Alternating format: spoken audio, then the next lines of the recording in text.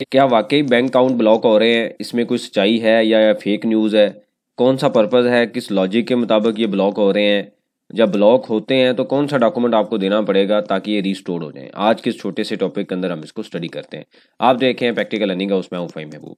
वापस आते हैं टॉपिक के ऊपर। तो बैंक अकाउंट के हवाले से काफ़ी ज़्यादा न्यूज़ चल रही है कि आजकल बैंक अकाउंट ब्लॉक हो रहे हैं और वो बैंक अकाउंट में कोई ट्रांजेक्शन नहीं हो रही, उनका ऑडिट हो रहा है। इस तरह की डिफरेंट तरह की एक न्यूज़ चल रही है। तो इसके ऊपर सबसे पहले हम एक प्रैक्टिकल एग्जांपल समझ लेते हैं कि आपको याद होगा कि मार्च 2024 के अंदर एक डॉक्यूमेंट इशू किया जाता है जिसका नाम था SRO 350।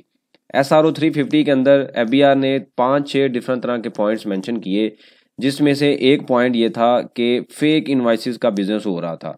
फेक इनवाइसेस के बिजनेस में क्या हो रहा था कि मिस्टर ए मिस्टर बी को सेल करता है और जो इनपुट टैक्स होता है वो सेल किया जाता है। मतलब HS कोड के अगेंस्ट जो सेल टैक्स है वो परचेज किया जाता है, गवर्नमेंट को पे नहीं किया जाता। बस वो सप्लाई चेन के अंदर A B C में घूमता रहता है और बाद में कंपनी बंद हो जाती है और गवर्नमेंट को उसका कोई फ़ायदा नहीं होता और इनपुट सेल होता रहता है।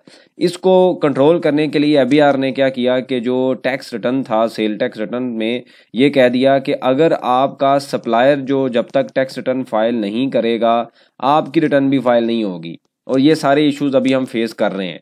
अभी तक इसमें चैलेंज आ रहे हैं, मसले आ रहे हैं, काफ़ी चीज़ें FBI ने रिजॉल्व भी की हैं, लेकिन फिर भी अभी भी प्रॉब्लम चल रही हैं। अब इसी तरीके से आप समझ लीजिए, जो भी न्यूज़ चल रही है वो ये है कि फॉर एग्जांपल एक मिस्टर बी है, इनके अकाउंट में A ने पैसे ट्रांसफ़र किए, इनके अकाउंट में C ने पैसे ट्रांसफ़र किए, इनके अकाउंट में D ने किए, इनके अकाउंट में F ने भी पैसे ट्रांसफ़र किए। अब ये जो है इन सारे ये 4-5 जो लोग हैं ना, ये सारे आपस में बिजनेस कर रहे हैं, ट्रांजेक्शन्स कर रहे हैं, कभी पैसे भेज रहे हैं, कभी कभी उनको फॉरवर्ड हो जा रहे हैं, कहीं रिसीव हो रहे हैं। अब इनमें से किसी एक बंदे का कोई बिजनेस निकल आया जिसमें कोई मनी लॉन्ड्रिंग हो सकता है, कोई फेक इनवॉइसेस का बिजनेस हो सकता है, जैसे हमने ऊपर अभी देखा है। तो इसके अलावा कोई और उनका इशू हो सकता है, जो भी कोई FIA का इशू हो सकता है, कोई भी प्रॉब्लम हो सकती है जो कि एक क्रिमिनल एक्टिविटी के अंदर कवर की जाती है। तो क्या होगा कि उनके अकाउंट के साथ जितनी भी ट्रांजैक्शन ABCD की हो रही हैं, उन सब अकाउंट को टेम्परेरी ब्लॉक कर दिया जाता है कि भाई आप अपनी क्लियरेंस करवाएं। ये बंदा तो जो है ना, ये इसको तो हमने देख लिया है कि ये इनकी ट्रांजेक्शन ऐसे हैं।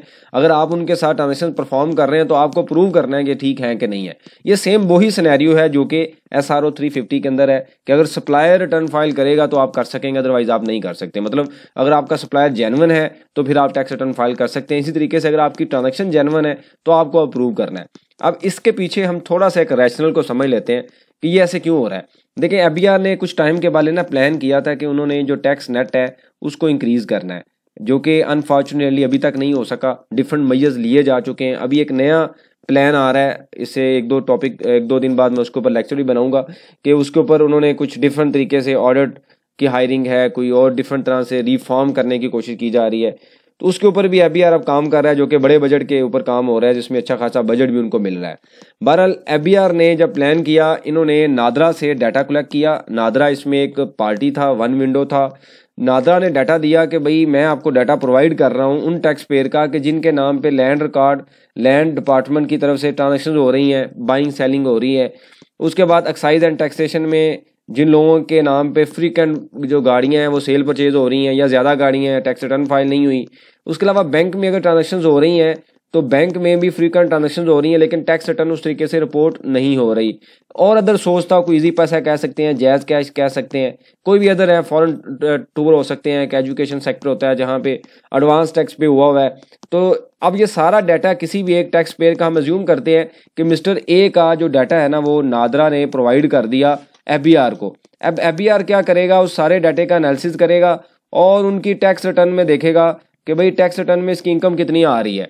अगर फॉर एग्जांपल उसको कोई डाउट होता है, कोई प्रॉब्लम होती है, या उसको लगता है कि भाई ये तो बाकी डिपार्टमेंट्स में इसके पास ज़्यादा प्रॉपर्टी है, इसने कम शो की हुई है, इनके पास ज़्यादा गाड़ियाँ हैं, कम शो की हुई हैं, बच्चों की तालीम पे अच्छे खासे पैसे लग रहे हैं, एजुकेशन एक्सपेंस नहीं है, या उस तरीके से इनकम शो नहीं हुई कि जो इनके एक्सपेंसेस और इनकम को कंपैरिजन जब किया जाता है तो पता चलता है कि इनके एक्सपेंस ज़्यादा, इनकम कम है, मतलब इन्होंने अपनी इनकम कम डिक्लेयर की हुई है।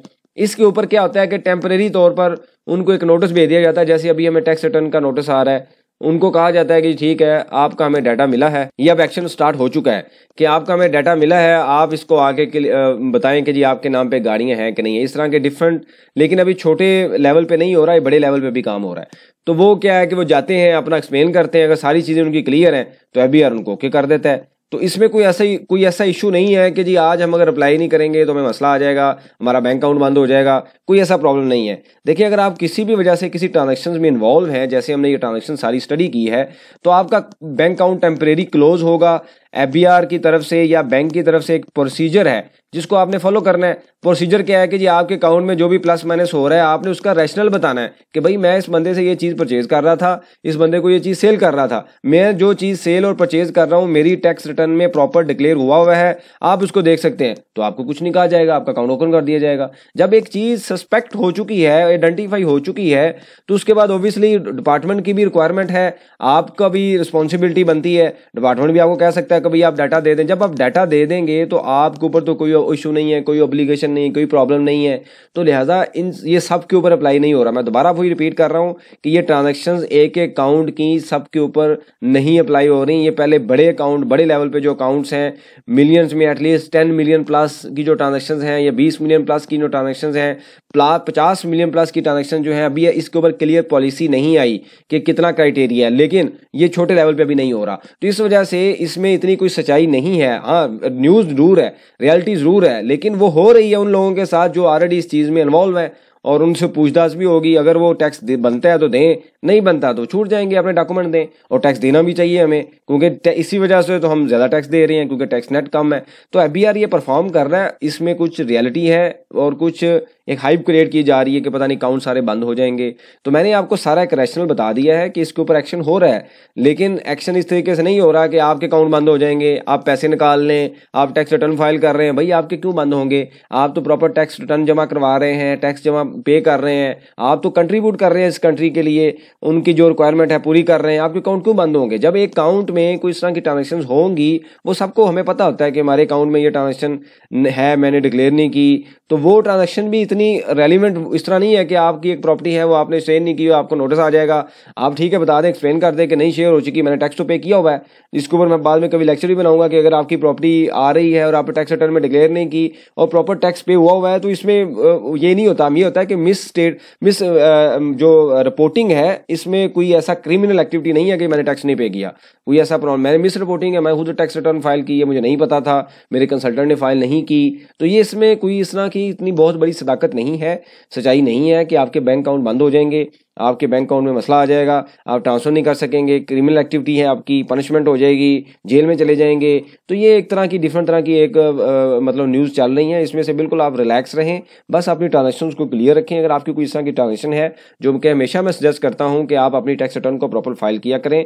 टैक्स रिटर्न में जो चीज़ें आ रही हैं, एटलीस्ट जो बैंक में चीज़ें आ रही हैं वो रिपोर्ट किया करें। अगर बैंक में चीज़ें नहीं हैं तो वो आप रिपोर्ट नहीं करते, वो एक सेपरेट सिनेरियो है, लेकिन जो थर्ड पार्टी का डॉक्यूमेंट है वो तो आप रिपोर्ट करें। अगर आप बैंक आपका कुछ और कह रहा है, टैक्स रिटर्न कुछ और कह रही है, तो ऑब्वियसली फिर आपके लिए प्रॉब्लम्स होंगे। कोई रेलेवेंट सजेशन हो, क्वेश्चन हो, मेंशन कीजिए, इसके ऊपर हम डिस्कशन करेंगे ताकि जो लर्निंग का प्रोसेस है कंटिन्यू रहे। बहुत शुक्रिया, जज़ाकल्लाह।